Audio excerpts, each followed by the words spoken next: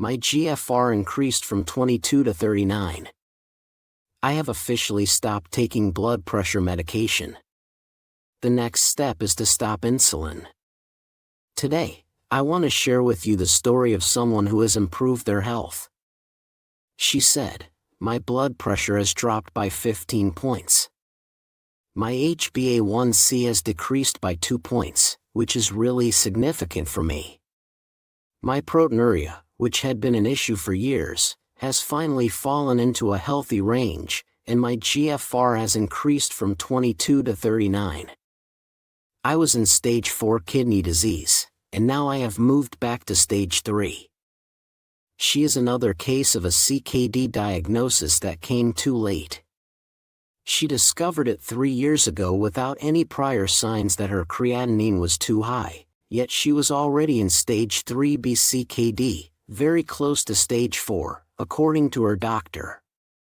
Her prediabetes had progressed into diabetes, which led to the loss of kidney function. When she found out about all of this, her declining kidney function had already started causing other issues: high blood pressure, swelling, and several nutritional deficiencies.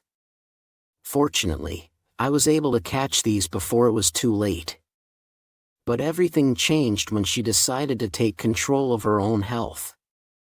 Here's what she said: "I also noticed that my skin became brighter, and the brain fog I used to experience has significantly decreased, especially after I started taking that supplement." Today, I will share some aspects of her treatment with you so that you can find inspiration in her success story. We will look at some of the dietary changes she made, the foods she found most beneficial, and also some of the supplements she is taking, so that you can take inspiration from them. And that is exactly my goal here, to inspire you to make the right lifestyle changes to improve your health. So, with that in mind, let's take a look at the dietary changes that made a big difference for her. What foods can help people with diabetes and kidney disease? If you are familiar with a renal diet, you probably already know that it comes with a lot of food restrictions. You have to avoid meat, fish, dairy products, many processed foods, restaurant meals, and at the very least, soft drinks. Now, if on top of that, you also need to follow a diabetes-friendly diet, things get even more complicated. Some health providers even call this the Hunger Games of nutrition. It's like playing a game of food Jenga, except if you pull the wrong block, your blood sugar spikes, and your kidneys start taking damage. So, what can you actually eat without triggering a chain of events that leads to kidney deterioration? One of the first recommendations for patients is to eat more fruit. I almost enjoy breaking the stereotypes about what you can eat when you have diabetes and kidney disease.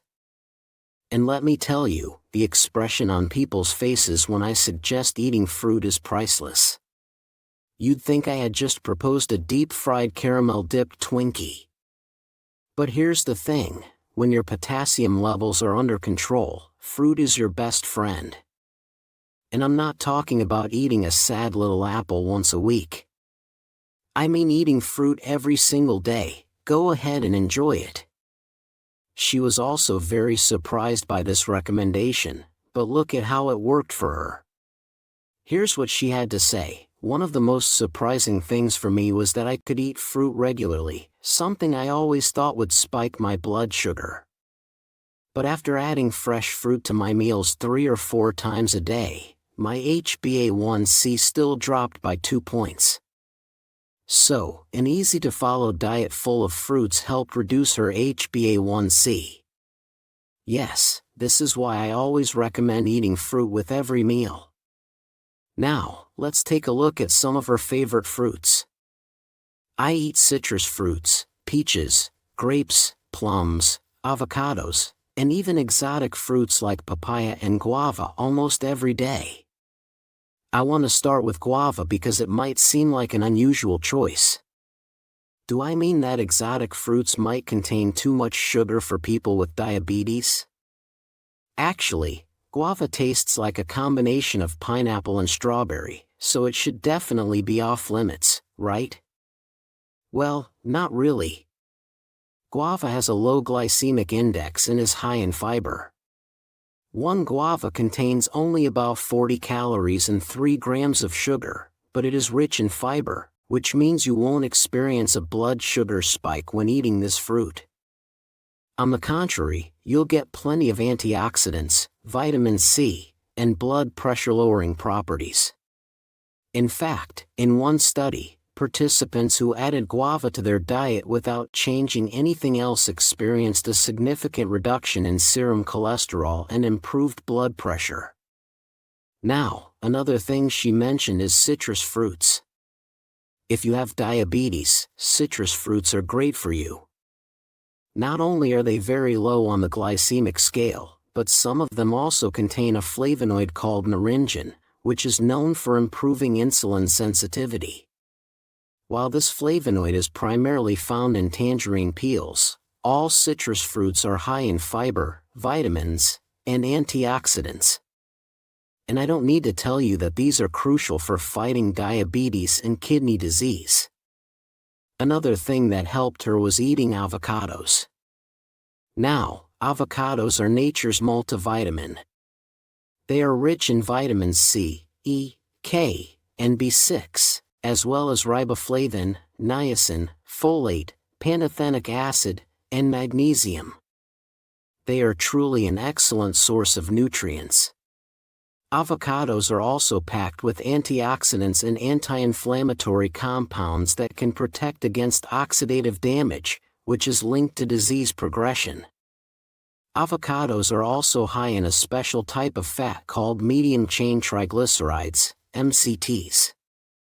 MCTs are very healthy, especially for diabetes, and you can also get them in oil form as a dietary supplement. Studies show that they can improve insulin resistance and help overweight individuals lose weight. Another gem in her diet is papaya. She really loves exotic fruits, good for her. Now, papaya has powerful detoxifying properties. This fruit can naturally help you deal with any constipation issues. Papaya is not only high in fiber and beta-carotene, but it also contains an enzyme called papain, which aids digestion, relieves constipation, and helps with irritable bowel syndrome. Keep in mind that constipation and other gut issues are dangerous for the kidneys. They are linked to high potassium levels and can even accelerate kidney disease progression. So, consider adding these fruits to your diet, or really, any fruits. Most fruits are beneficial for health, and most importantly, they are always very low in protein and sodium, making many fruits excellent choices for diabetes and kidney disease. Now, let's talk about what might be the biggest change in her diet: avoiding hidden sodium. So, what is hidden sodium? Think of it as the dirty little secret of the food industry. Either way, hidden sodium is a serious risk. In fact, the hero of our story had uncontrolled blood pressure, not even managed by multiple medications. There's no way to prevent kidney damage without controlling your blood pressure. So, what should be done? She went back to her doctor to, well, get more blood pressure medication, but that's not the best approach, right?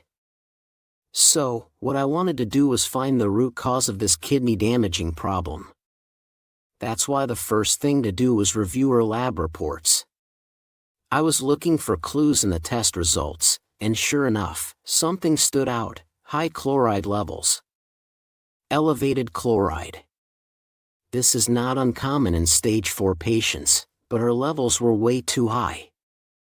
So, that led to a very important dietary change for this patient, which was the main reason she started improving. But why were her chloride levels so high?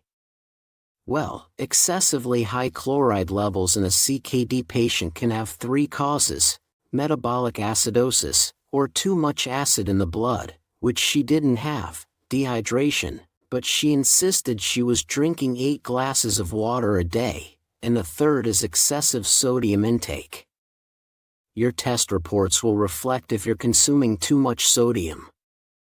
In fact, chloride is something we get from table salt. Alright, have you ever heard of sodium chloride? Yes, that's table salt, not just sodium, but sodium and chloride. She insisted that she wasn't adding any salt to her meals. So, what was missing? Where was this sodium coming from? Now, she is a health-conscious person and doesn't actually eat anything that could be considered junk food in the first place. The first thing that came to mind was vegetables. Now, my sodium alarm bells started ringing, but she quickly told me she washed them thoroughly. Great, that usually solves the problem.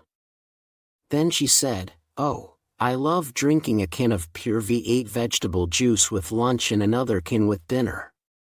V8, the juice that's supposed to be healthy but is loaded with sodium, and that's what she was drinking. But that confirmed why her blood pressure was so high due to excessive sodium intake.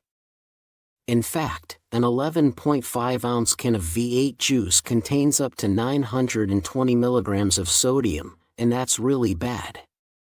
Guys, if you have CKD, you're advised not to consume more than 1,500 milligrams of sodium per day, and she was drinking 2 cans of this salty disaster every day, meaning she was getting 1,840 milligrams of sodium just from the juice.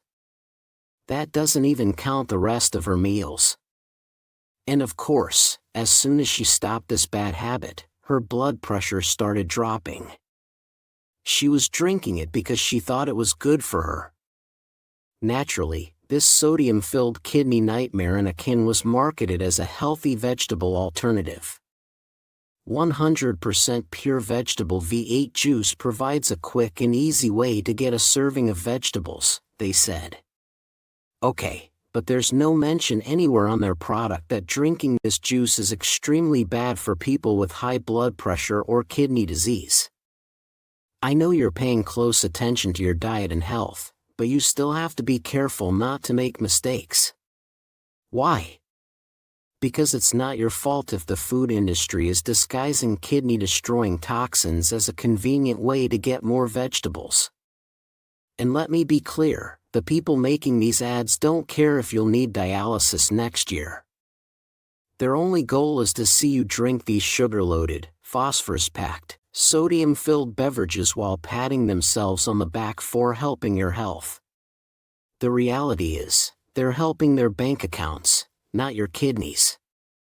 They will sell you the worst toxins they can and call it healthy food. And it's not just vegetable juice, of course. Other brands do even worse. They call added salt electrolytes. Want to know more?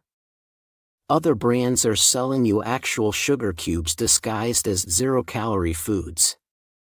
And that's why you need to be extremely careful with the packaged foods you eat.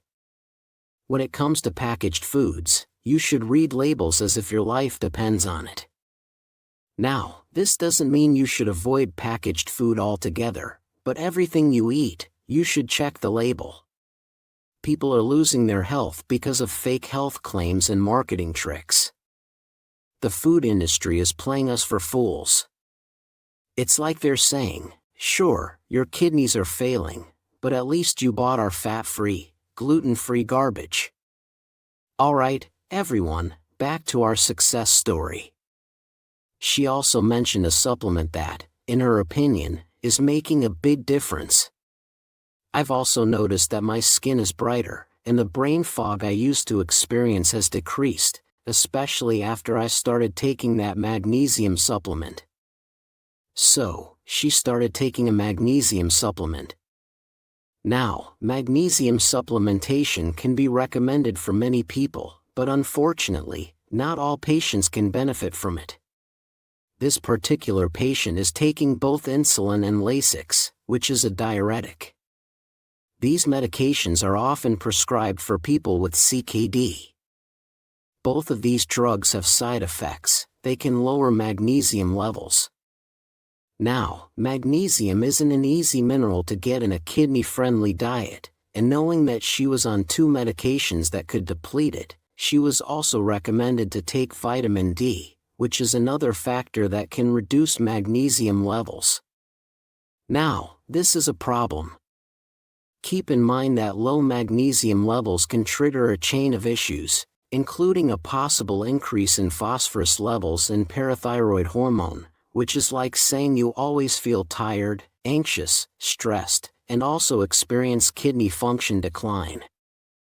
Of course, low magnesium levels can also make it harder to get a full night's sleep. But as I said, I didn't initially recommend that she take a magnesium supplement. So, how can you safely supplement magnesium with CKD? Alright, the first step before taking a magnesium supplement is to get your magnesium levels tested. This is done through a test called the serum magnesium test, which can be part of a comprehensive metabolic panel, CMP. This is the only safe way for your doctor to determine whether you need magnesium and at what dosage. Now, you don't necessarily have to be deficient before taking a supplement, but knowing that your levels aren't too high to begin with is crucial. In fact, supplements like magnesium citrate can only help if they are used to fill a nutritional gap. Nothing good will come from supplementing a mineral that you already have in excess. This is why taking this supplement was beneficial for her. That's all for today. Thank you for watching. God bless you all. Goodbye.